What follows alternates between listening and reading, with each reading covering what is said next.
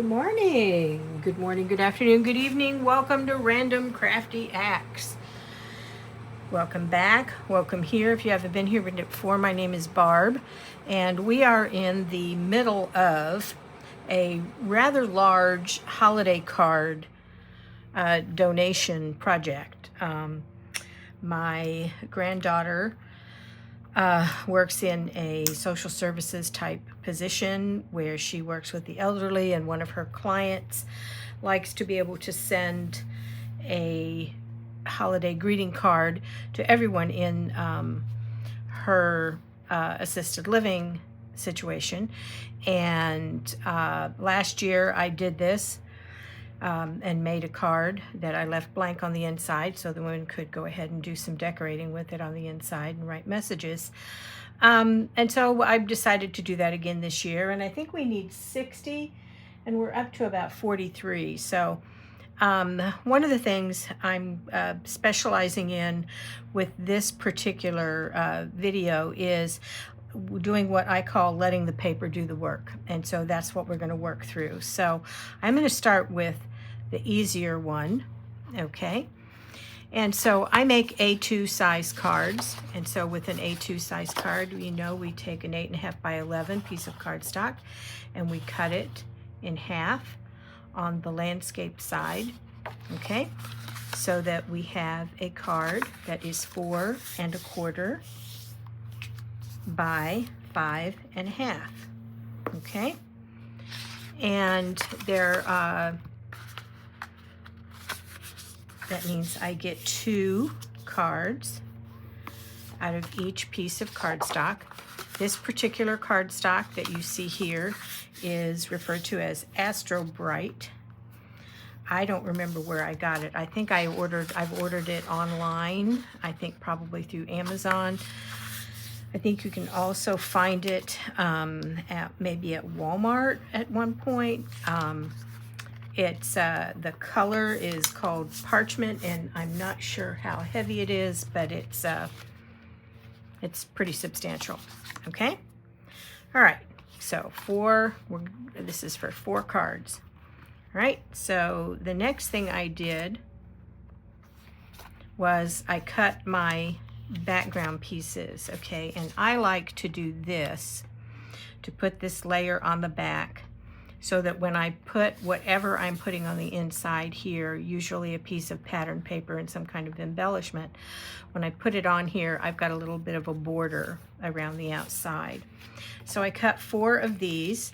Again, 1 piece of color cardstock. In this case, I'm using red because of the colors in here. And again, I laid it landscape-wise, and I cut it at 5 3/8. Okay, and then I took those 5 3/8 pieces, 5 3/8 by 8, I guess, yeah, and I cut them at, I don't do math. You find that out when you work with me. So these are 4 1/8 by 5 3/8. Okay, so I have 4 of those. All right, this was a piece of 8.5 by 11 paper, and it's out of the large box of paper that I have that I bought early on in my card making extravaganza, back when my primary, I thought maybe I could lay those together and they'd match, but they don't. Anyway, back when I first started into this, my first real major hobby was buying card supplies. And so I have like a lot of 8.5 by 11 paper that has a holiday theme on it. And I had actually used the easier pieces, the ones that had small prints. This is smaller than some of the prints that are actually on those sheets. And I came across, working with Jess Craft, and I'm going to link hers below, looking at approaching this from basically what would be called an A2 perspective, which means you cut it the same way so that you get these 4 pieces. And these pieces are cut at 4 by 5 1/4. And that means they're going to fit right on the front of an A2 card. So let me show you how that will work in just a second. Okay, I started to jump ahead.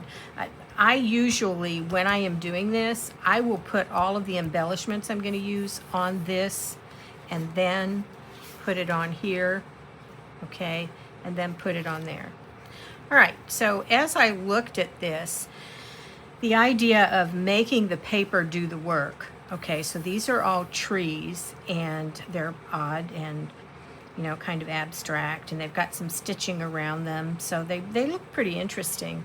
And it's not exactly white and it's not exactly cream, but I had these little snowmen that look pretty interesting there, and he's got his arms out as if he's like giving us something. Okay, so I had a bunch of those that I had cut for another project. Looking at the box they were in, I think they were from 2 years ago. All right, so I'm going to put my Bearly Arts glue. I use liquid glue in case I don't get him quite where I want him when I start. Okay, and I put glue on the back of his hand, but I didn't push it down. All right, I cut the sentiments using my Silhouette, but you can stamp them or whatever. Okay, and then I lay this inside his little hand.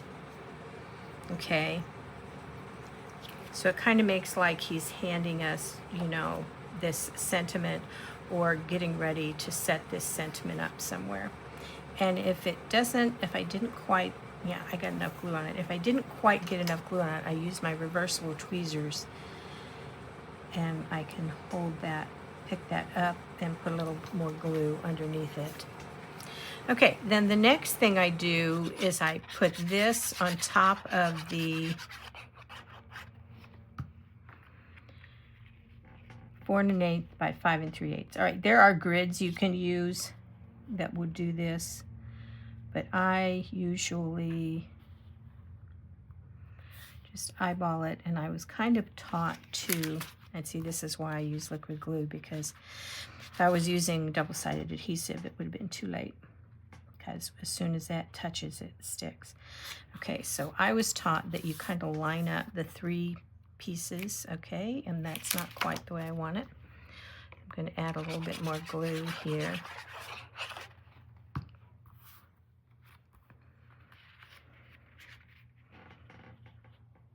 Okay, there we go.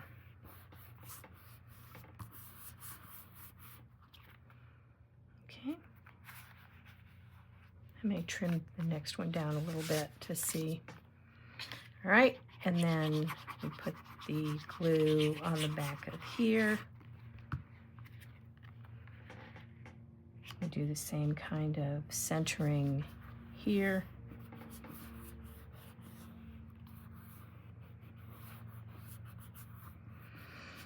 Okay, and we have a very simple card. So the paper itself has done the work for the design. Unlike other card sketches, if you want to look at it that way, we didn't like cut these into pieces and then put them together, which I've done some cards that way.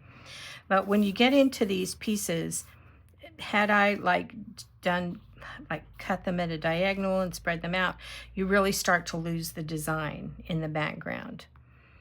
Okay, so I'm going to pause the video, and I'm going to make the other 3 cards really quickly while and you won't even know I was gone.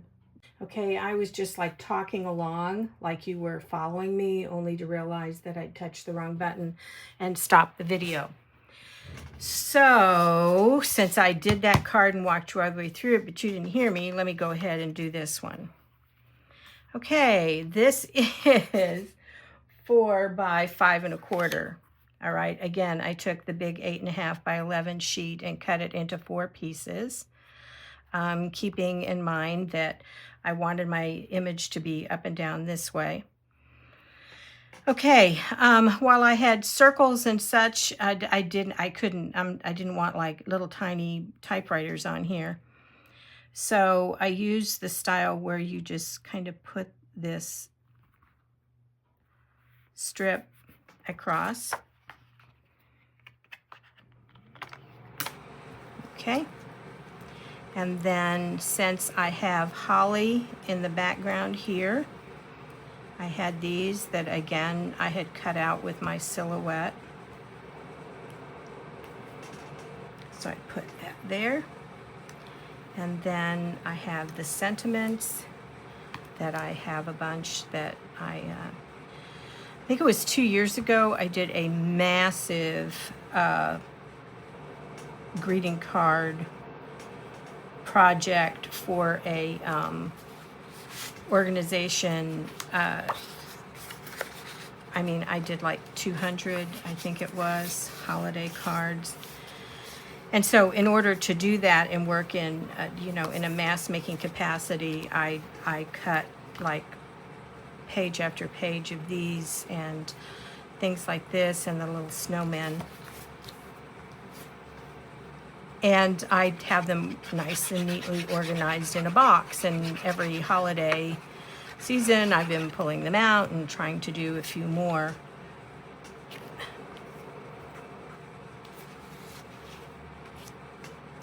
I'm not thinking, okay, but had I been using double-sided adhesive, that would have been too late. All right, so with the liquid glue, I was just able to pick that up.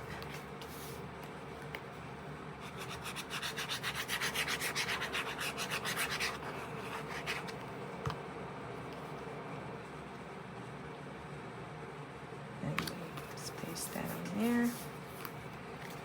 Okay, and notice that these colors help pull the tones up from the background. Okay.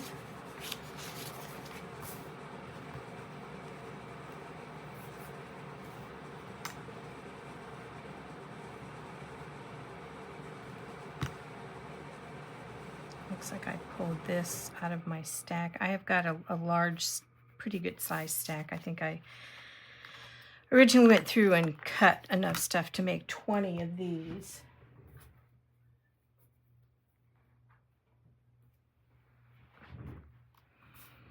Okay, so sometimes when I get into the mass making thing, I'll set two side by side and put, you know, like both of the strips on.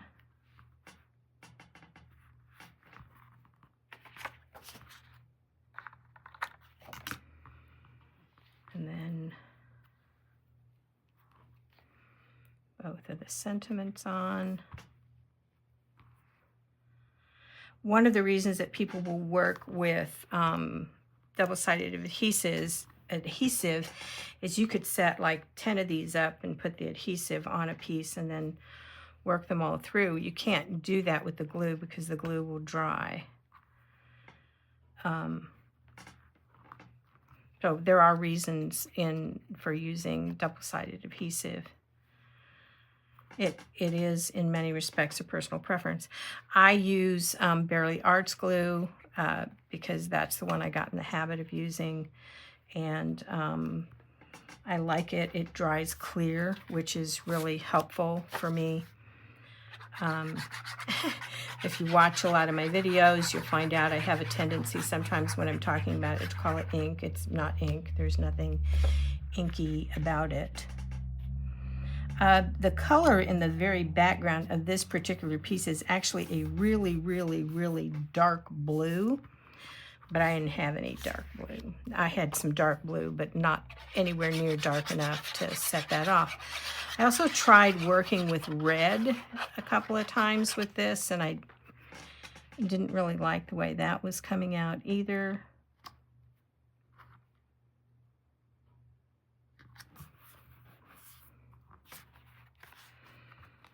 Okay, and then we're going to take these two pieces of cardstock, fold them down to A2s.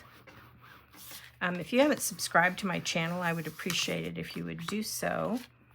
I donate all my cards to Cards for Kindness. This particular donation is going to a specific location, but mostly I count on Cards for Kindness to find the places that need holiday cards or the other kinds of cards I do, which are just like whatever they say on their website they're needing. Thinking of you, missing you, happy birthday. That allows me to also, make good-sized groups of cards, say, for little kids or just kind of whatever I'm feeling. And then I go to their website, which you will find a link for below, and I see, what they're looking for, and I package them the way they ask them to be packaged, and then I mail them off. Okay, so there are 4 of those. Put the pin in the back of the glue bottle because I have the air conditioning on. All right, and then the last thing I do on all of my cards is this is the stamp that my granddaughter designed and gifted to me. All right, it says Random Acts of Kindness Studios. I'm not a studio, I'm not a business. I don't sell my cards or anything like that. But I am fortunate to have a studio space, which is a room off my husband's, his part of the workshop and our joint part of what's turned into a major storage area that we probably need to work with. Accumulating seems to be our thing. Okay, and then I will stamp the other 4 cards on the back. All right, so we ended up with 4 of these and 4 of these. And notice that basically the paper did the work, okay? And while they were very simple to put together, they make a really nice impression, and I think anybody would be happy to get one. Okay, so again, if you haven't subscribed to my channel, please do so. It helps me get these videos out to beginning card makers, and I hope you'll keep checking back. The playlist for basic card making, which is what I try to specialize in, is listed below. While there are a lot of wonderful YouTube people out there who do like really complicated cards, and I have learned a lot from them, I like to try to help people who are getting started find the beginning edges of this and then be able to build on it. Okay? Please keep checking back. I'd love to see you again. Thanks.